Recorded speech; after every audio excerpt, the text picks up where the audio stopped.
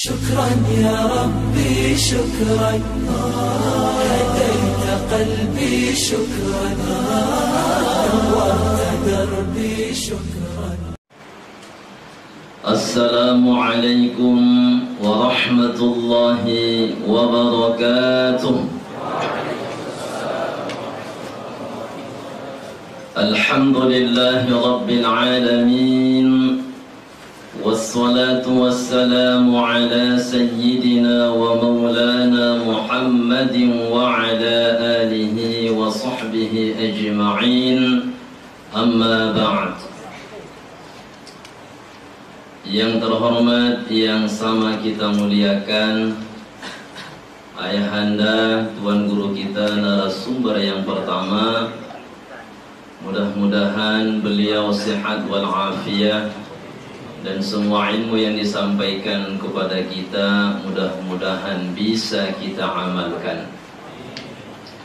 Para ustadz, para ustadzah yang saya muliakan, para orang tua saya, bapak-bapak, ibu-ibu, saudara-saudari jamaah Majelis Ta'lim Al-Ittihad yang dirahmati Allah Subhanahu wa ta'ala, yang sama kita muliakan Ustadz Moderator, yang sama kita muliakan semua pengurus Majelis Ta'lim Al-Ittihad. Mudah-mudahan majlis kita ini diberkahi Allah Subhanahu wa ta'ala. Amin ya rabbal alamin. Kembalilah ke sunnah-sunnah sholat. Maling tadi juga itu. Baik, kita mulai. Yang pertama ada 7 poin. Ya, sekitar 7 poin yang akan saya sampaikan. Sunnah-sunnah sholat itu kan ada dua klasifikasi. Sunnah ab'ad, sunnah hayat. Sunnah ab'ad kalau dia tinggal disunnahkan sujud sahwi. Kalau sunnah hayat ditinggalkan maka sujud sahwi tak disunnahkan.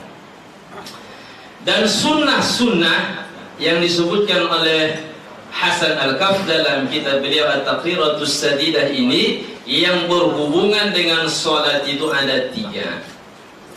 Qabla solat, athna as-solat, wa ba'da solat. Sunnah-sunnah sebelum solat, sebelum takbir. Sunnah-sunnah sedang solat, sudah dimulai takbir tapi belum salam. Kemudian ada sunnah-sunnah ba'da solat, setelah salam, ada sunnah-sunnah. Sekarang kita akan membahas yang disunnahkan sebelum sholat. Ada adzan, ada iqamah. Aqsamus sholawati min jihatil adzani wal iqamah arba'ah. Kalau keterangan bagaimana cara adzan itu sudah dijelaskan. Ini pembahagian sholat dilihat dari sisi adanya adzan atau tidak adanya adzan dan iqamah. Dia ada 4 untuk sholat itu. Yang pertama, qismun yusannu fihi al-adzanu wal iqamah. Sholat itu disunnahkan adzan, disunnahkan iqamah. Sholat apa? Wa huwal maktubatul khams wal jumu'ah, yaitu sholat 5 waktu dan sholat Jumu'ah. Jadi adzan ada, kemudian iqamah juga ada. 1. Yang kedua, qismun yusannu fihi al-iqamatu duna al-adzan. Pembahagian yang kedua, disunnahkan iqamah tapi tidak disunnahkan adzan. Kalau dia adzan, sudah nanti bid'ah. Bid'ah katanya.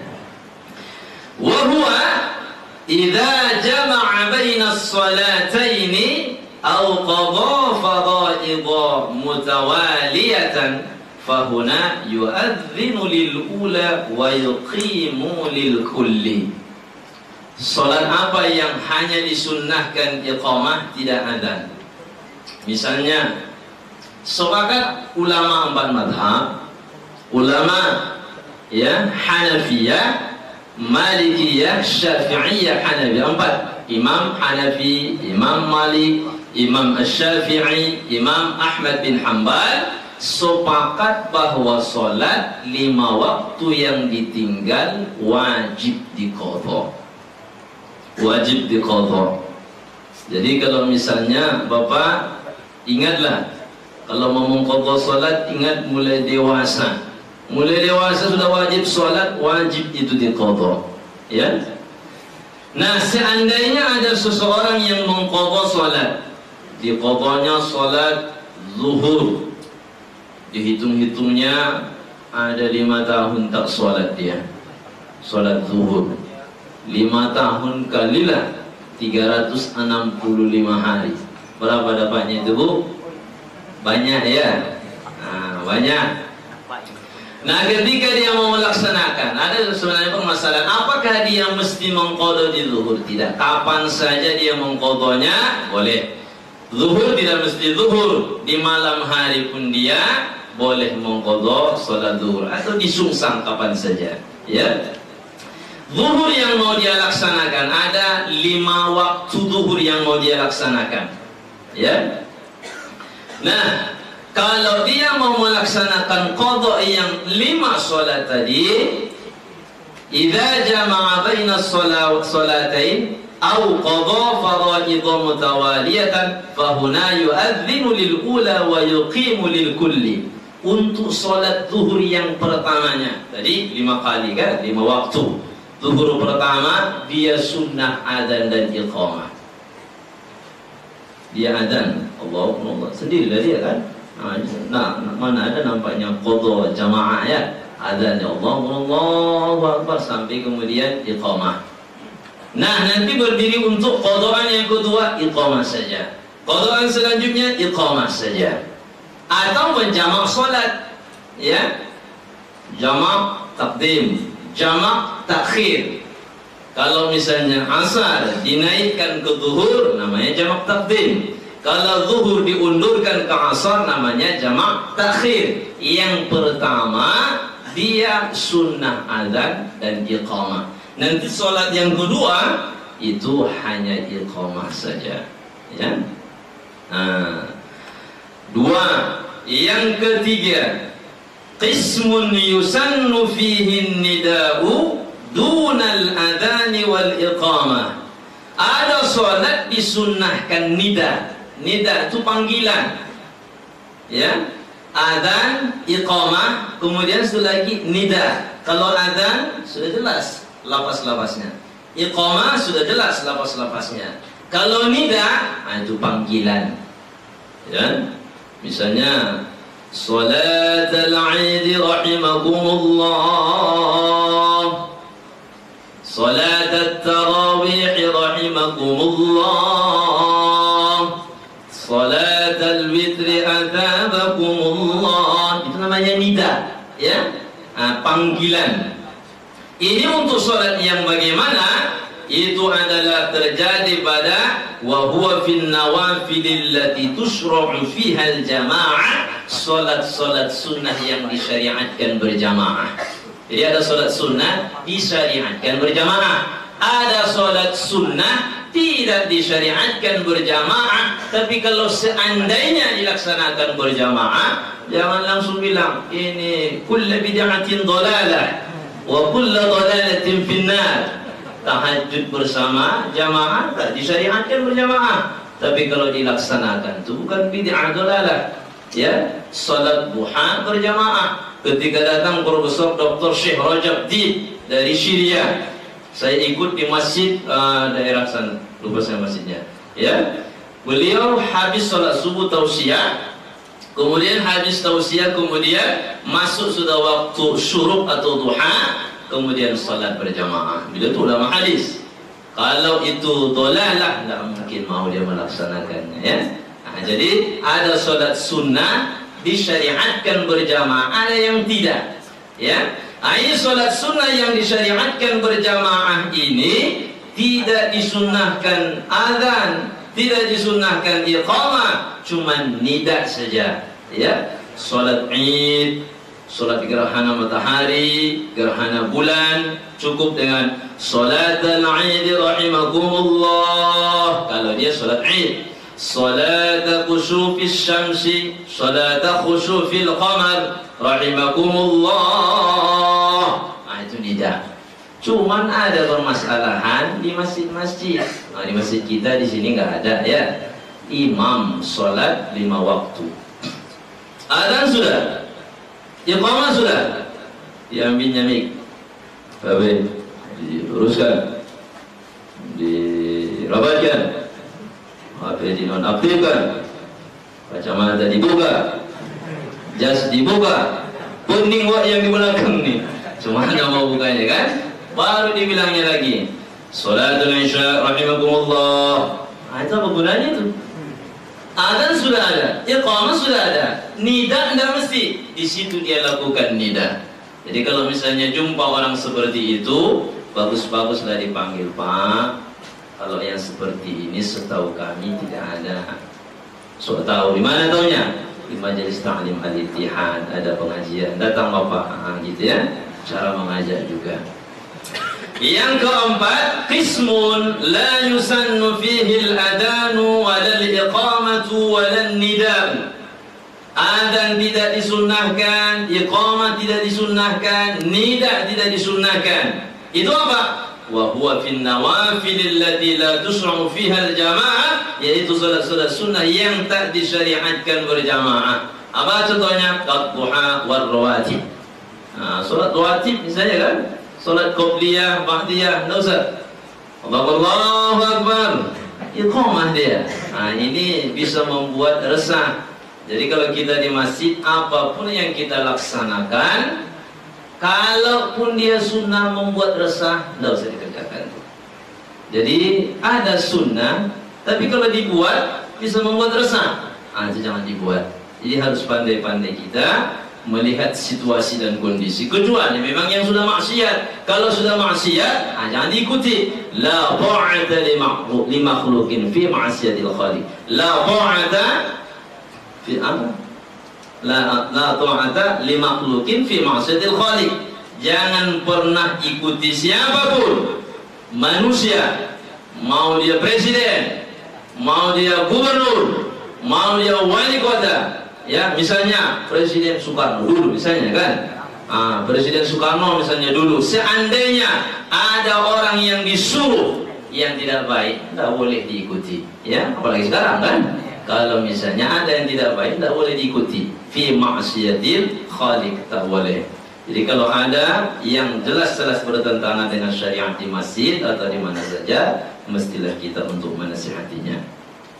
Nah, seterusnya pembahasan tentang an-nadharu ila mawdi'is sujudi. Sunnah dalam salat itu melihat sajadah. Jangan ditengok ke depan, jangan ditengok kanan, jangan tengok kiri, jangan tengok ke atas.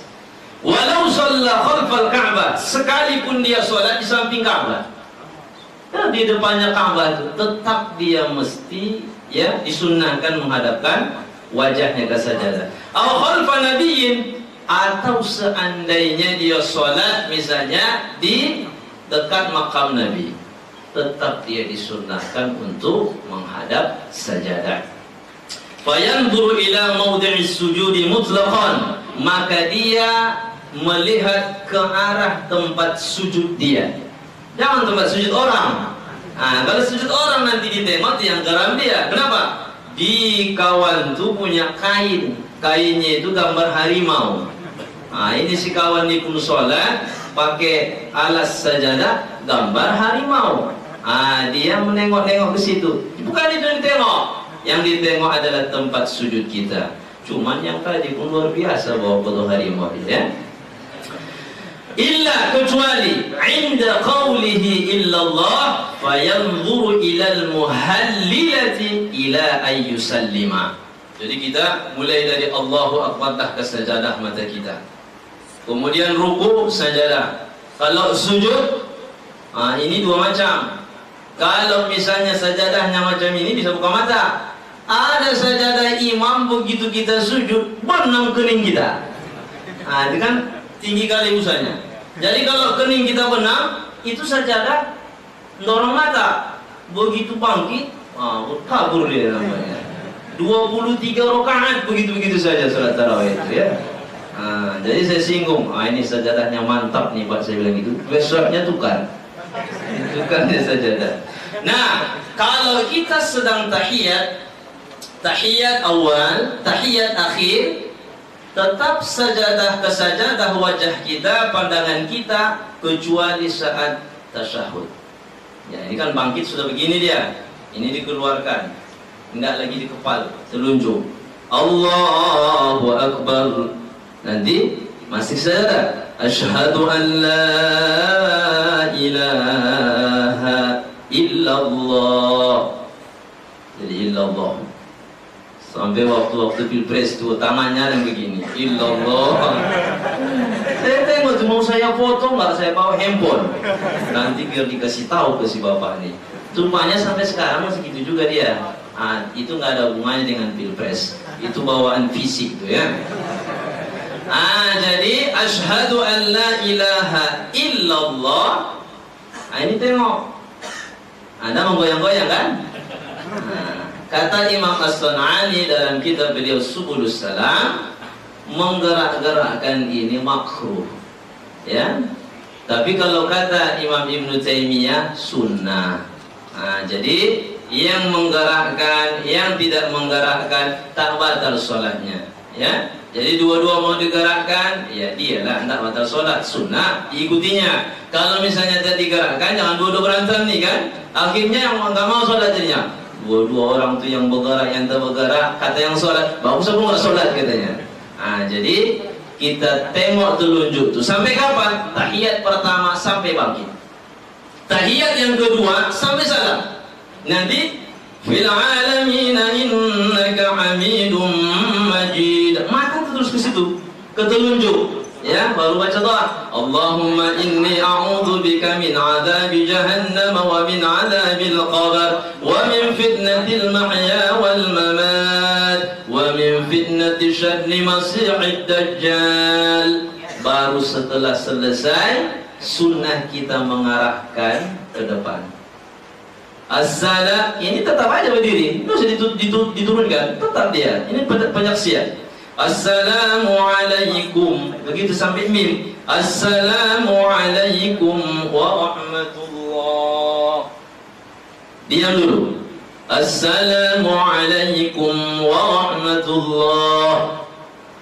Jadi ada orang tak mengikuti ini, dia memang tidak batal sholat, cuma kan tinggal sunnahnya. Assalamualaikum warahmatullah. Assalamualaikum warahmatullah. Langsung nyambung olahraga dia. Jadi kita mengharap ke telunjuk tadi. Jadi kalau mau salam baru kemudian mengarahkan wajah kepala kita ke kiblat, mata kita kemudian ke sajadah kembali. Ya. Nah, fathu basarihi wa adamu taqmidihi tawala salatihi. Jadi orang yang salat itu buka mata, ya, mulai dari awal sampai habis salat dibuka mata. Sunnah itu, ya. Kecuali wa qad yajibu taghmidu kama idza kana amamahu nisa'un ajnabiyat. Tapi kalau ada laki-laki salat tiba-tiba mendadak 5 orang anak gadis di depannya, entah main catur atau apa gitu kan. Berarti bukan di masjid ini, ya, di acara, ya. Kalau di masjid mana ada, tiba-tiba datang, dia sedang salat, maka wajib dia menutup mata. Cepat tak ditutupnya nanti sekatnya itu kan. Dia pula konsentrasi ke situ jadinya. Wa qala yusannu kama idza kana amamahu ma yushghilu. Tapi kalau misalnya yang di depannya bukan perempuan, cuman ada macam lukisan, bisa membuat sibuk. Misalnya ibu-ibu sholat ke masjid, makruh hukumnya seorang ibu datang ke masjid pakai mukena berbunga-bunga. Mulai dari bunga mawar sampai bunga melati, ada semua gambarnya di situ, makruh. Kenapa? Ini bisa mengganggu nanti yang di belakang. Kalau misalnya yang di belakang itu bisa membuat dia sibuk, maka dia sunnah untuk menutup mata kalau itu membuat dia sibuk, ya. Tapi kalau tidak, yang membuat sibuk tidak, yang mewajibkan tidak, jangan tutup mata. Kenapa? Kalau tutup mata bisa tidur nanti. Kalau sudah tidur, disitulah nanti kemudian lupa rakaat. Ini berapa rakaat? Pada ghairil maghdubi alaihim waladdallin. Saya sudah mencoba 3 apa belum? Itu akibat nutup mata, ya. Jadi dibuka mata. Selanjutnya sudah dilirik Ustaznya sebentar. Wa yusannul qunutu fi mawdi'ihi wa kaunuhu bi lafdil jam'i. Nah, berkunut dalam mazhab kita Syafi'iyah sunnah berkunut, dan lafaznya nanti lafaz yang jamak. Jangan dia imam Allahumma hdini fi man hadait wa afini fi man afait. Di kampung begitu lah kan. Jadi dia sendiri yang didoakan, tak boleh ada orang yang di belakang itu tak diikutkan, ya. Kemudian kunut itu kan ada 2, ada kunut rotibah. Kunut rotibah ini adalah salat subuh bersama dengan witir di bulan Ramadan. Ada namanya kunut nazilah. Kunut nazilah ini semua sholat. Kalau subuh tadi sudah jelas, zuhur berkunut, asar berkunut, ya, maghrib berkunut, isya berkunut. Kenapa disunahkan berkunut? Kalau misalnya nazalat nazilatun bil muslimina fi ayyi makan, wala yushtaratu ay yakuna fi mahallin nazilah. Ada musibah yang menimpa kaum muslim, tidak mesti harus di kota Medan. Di Syria misalnya ada musibah, sunnah kunut nazilah, mendoakan saudara-saudara kita yang di sana. Cuma jarang juga dibuat sedemikian, ya. Nah, kemudian yang terakhir tidak sampai semuanya. At-tazayyunu wat-tajammulu fiha. Dalam salat itu kita disunnahkan untuk tazayyun wat-tajammul. Bagaimana supaya indah? Ya, laki-laki apa contohnya? Lubsul imamah, sunnah laki-laki pakai serban. Serban lah bapak, ya. Kalau dulu di kampung asal sudah haji pakai serban, setidaknya pakai lobek, ya. Sekarang tak mau lagi, malah pulang haji tidak pakai celana lagi dia. Maksudnya pakai sarung tapi tidak pakai serban, langsung saja. Apalagi sunnah dalam sholat ini lubsul jubbah, pakai jubah, ya, laki-laki sunnah. Apalagi lubsul khatami, pakai cincin di kanan ini, ya, kalau bisa perak, ya. Udah dibahas Ustaz Nano dulu, ya. Ini kan sudah hilang demam cincin. Dulu 5 cincin dia, 5 jari kanan, 5 jari kiri. Ditambah lagi tahiyatnya begini-begini. Wah, yang di samping dulu lupa tahiyat. Besar pula mata cincinnya kan. Merah lagi.